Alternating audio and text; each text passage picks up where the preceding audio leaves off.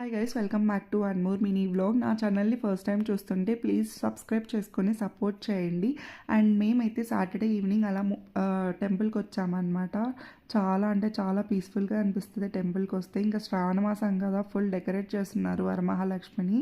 చూస్తుంటే అలా చూస్తూ ఉండాలనిపిస్తుంది. రిటర్న్లో వచ్చేటప్పుడు చాయ్ ట్రై చేసామన్నమాట.